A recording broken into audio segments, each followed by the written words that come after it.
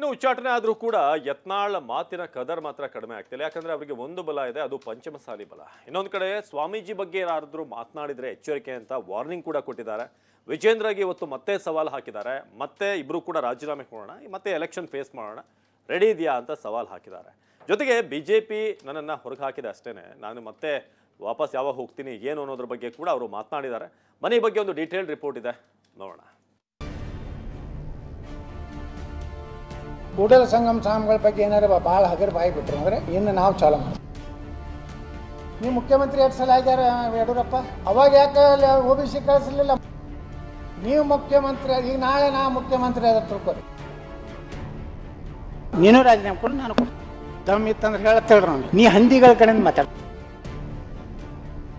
ಅದೇ ಗರ್ಜನೆ, ಅದೇ ಆಕ್ರೋಶ, ಅದೇ ಸಮರ. ಉಚ್ಚಾಟನೆಗೂ ಡೋಂಟ್ ಕೇರ್ ಅಂತಿದ್ದಾರೆ ಶಾಸಕ ಯತ್ನಾಳ್. ರೆಬೆಲ್ ಶಾಸಕನ ನಡೆಯಲ್ಲಿ ಯಾವುದೇ ಬದಲಾವಣೆ ಆಗಿಲ್ಲ. BSY ವಿಜೇಂದ್ರ ವಿರುದ್ಧ ಕೆಂಡ ಕಾರೋದು ನಿಂತೇ ಇಲ್ಲ. ಯತ್ನಾಳ್ ಇಷ್ಟೆಲ್ಲ ಧೈರ್ಯವಾಗಿ ಇರೋಕ್ಕೂ ಕಾರಣ ಇದೆ. ರಾಜಕೀಯ ಅಂದಮೇಲೆ ಅಸ್ತ್ರಕ್ಕೆ ಪ್ರತ್ಯಾಸ್ತ್ರ ಇದ್ದೇ ಇರುತ್ತೆ. ಅದೇ ರೀತಿ ಇದೀಗ ಯತ್ನಾಳ್ಗೆ ಸಿಕ್ಕಿರುವ ಬ್ರಹ್ಮಾಸ್ತ್ರ ಮತ್ಯಾವುದೂ ಅಲ್ಲ, ಅದುವೇ ಪಂಚಮಸಾಲಿ ಮಹಾಬಲ. ಹಾಗೂ ನಂದು ಬಸವೇಶ್ವರ ಆಟೋ ಚಾಲಕರ ಸಂಘದವರು ಸಹಿತ ಉಪಸ್ಥಿತರ, ಅವರಿಗೆ ಸಹಿತ ನಾನು ಉಚ್ಚಾಟಿತ ಶಾಸಕ ಯತ್ನಾಳ್ಗೆ ಪಂಚಮಸಾಲಿ ಮಹಾಬಲ. ಉಚ್ಚಾಟನೆ ವಿರೋಧಿಸಿ ಜಯ ಮೃತ್ಯುಂಜಯ ಶ್ರೀ ರಣಕಹಳೆ. ಹೌದು, ಉಚ್ಚಾಟಿತ ಶಾಸಕ ಯತ್ನಾಳ್ ಪರ ಇದೀಗ ಇಡೀ ಪಂಚಮಸಾಲಿ ಸಮುದಾಯದ ಬಲವೇ ಇದೆ. ಪಂಚಮಸಾಲಿ ಜಯ ಮೃತ್ಯುಂಜಯ ಸ್ವಾಮೀಜಿ ಉಚ್ಚಾಟನೆ ಖಂಡಿಸಿ ಹೋರಾಟಕ್ಕೆ ಮುಂದಾಗಿದ್ದಾರೆ. ಯತ್ನಾಳ್ ಪರ ನಿಲ್ಲೋಕೆ ಇಡೀ ಸಮುದಾಯಕ್ಕೆ ಕರೆ ಕೊಟ್ಟಿದ್ದಾರೆ. ಮೇ 11ರಂದು ವಿರಾಟ್ ರಾಷ್ಟ್ರೀಯ ರ್ಯಾಲಿ ಹೆಸರಿನಲ್ಲಿ ಸಮಾವೇಶಕ್ಕೆ ಸಿದ್ಧತೆ ಮಾಡಿಕೊಂಡಿದ್ದಾರೆ.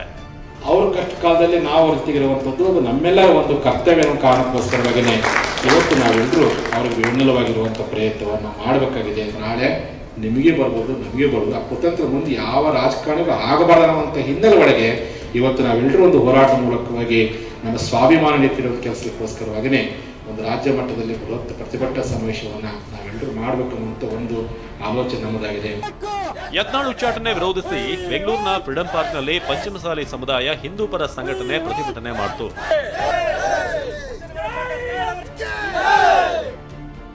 ಸ್ವಾಮೀಜಿ ಬಗ್ಗೆ ಬಾಯ್ಬಿಟ್ರೆ ಹುಷಾರ್, ಯತ್ನಾಳ್ ಎಚ್ಚರಿಕೆ.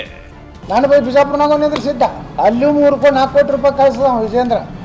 ಮೊನ್ನೆ ಇಲೆಕ್ಷನ್ ಯಾವಾಗಲೂ ಸೋಲಿಸಲಿಕ್ಕೆ ಪ್ರಯತ್ನ ಮಾಡಿದ್ರು. ಏನು ನಾನು ಹಿಂದೂ ಕಾರ್ಯಕರ್ತರಿದ್ರು, ಹಿಂದೂಗಳು.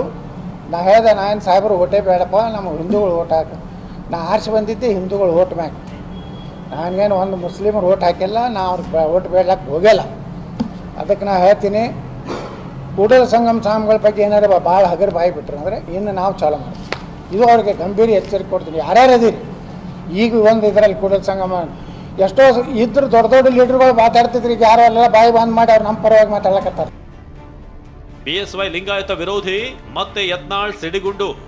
ನೀವು ಮುಖ್ಯಮಂತ್ರಿ 2 ಸಲ ಆಗ್ಯಾರ ಯಡಿಯೂರಪ್ಪ, 2 ಸಲ ಆಗ್ಯಾರ, 4 ಸಲ ಆಗ್ಯಾರ ಇಲ್ರಿ?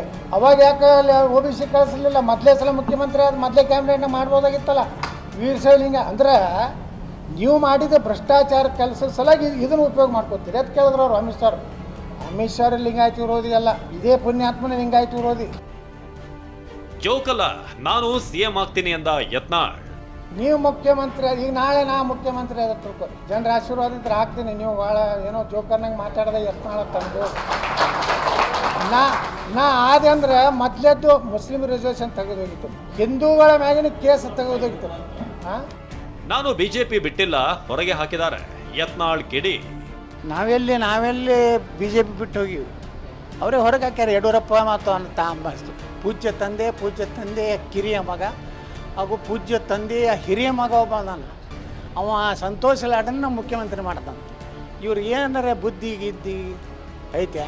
6 ವರ್ಷ ಅಂತೂ ಅವ್ರು ಹೊರಗೆ ಹಾಕ್ಯಾರ. ಅವ್ರು ನುಡಿದಂತೆ ನಡೀತಾರೆ. 6 ವರ್ಷ ನಾನು ಹೊಟ್ಟೆ ತಗೋದಿಲ್ಲ. ಬಾ ತಾಕತ್ತಿದ್ರೆ ಚುನಾವಣೆ ಎದುರಿಸು, ಯತ್ನಾಳ್ ಸವಾಲ್.